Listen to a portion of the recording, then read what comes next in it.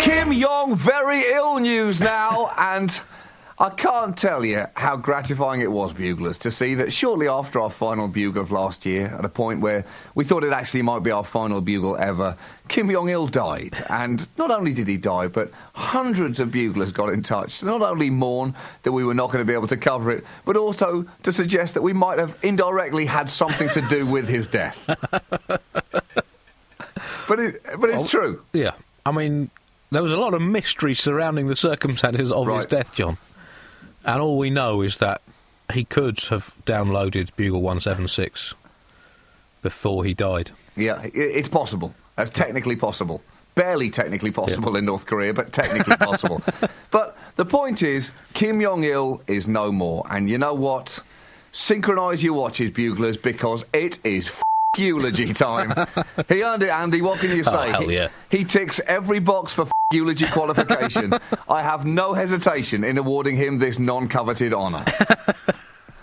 Yep, Kim Jong-il, the North Korea's 18-time Man of the Year, finally made his long-awaited transition to Kim Jong-dead. He popped his crazy clogs. And you have to say, John, what a year 2011 was for crazy clog popping. Tremendous. Bin Laden, Gaddafi, Kim Jong. To me, it's very much like when Warne, McGrath and Langer all retired from the Australian cricket team at the same time. It's not like that, Andy. I say it is like that, in the sense that it's made the world a much nicer place to be as an Englishman. OK, you're right. I take my criticism back. Kim, of course, who changed his name in 1987 in homage to the screen starlet Kim Basinger.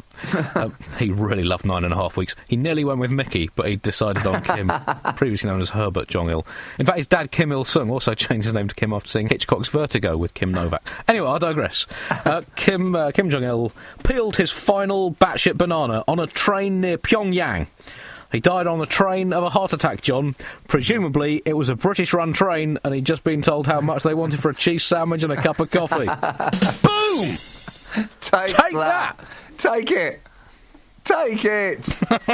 We must all say goodbye to Kim Jong-il in our own way. For most people in the world, that was finding out that he died, shrugging, thinking, oh, good, and then going about their day. But for the North Koreans, it involved being dragged into the snowy streets to forcibly cry as state media cameras were shoved into their face. And it's almost like you could hear a director behind the camera saying, that's great, more weeping, more screaming in grief, and cut. OK, let's just try one more take, just for safety. This time, let's try a really big one. I want you to cry like I've just ordered that your entire family be thrown in jail, which I will do if you don't get this right. OK, and cue tears and action. The truth is that we're all going to be forced now to say goodbye to the world's greatest golfer. He'll be up there in heaven or down in hell somewhere, depending on which state-controlled newspaper you read, playing one of their golf courses and once again shooting 38 under par with 11 holes in one.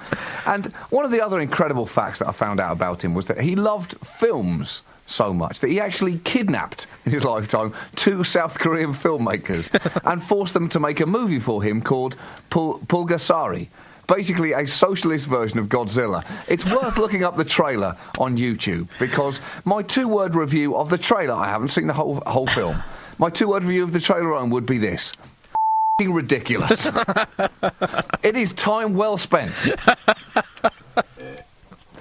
Also, according to his official biography on the North Korean state website, Kim Jong-il did not defecate during his lifetime, meaning that he was literally and biologically full of shit.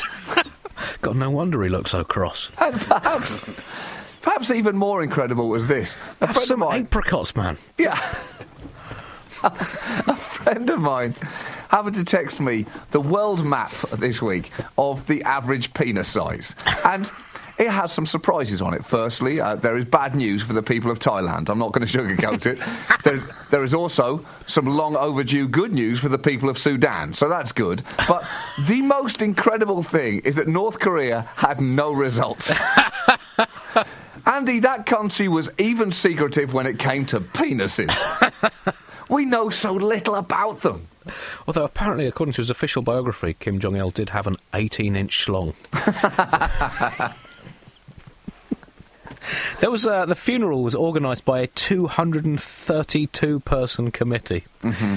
That seems like overkill to me, John. Try getting a coherent canapé order out of that lot. But interestingly, his successor, I said Kim Jong-un, the youngest son, he superseded his elder brother, Kim Jong-nam, who fell out of favour 10 years or so ago when he tried to sneak into Japan on a fake passport to go to Tokyo Disneyland. It's true. That is not a very supreme leadery kind of thing to do, John.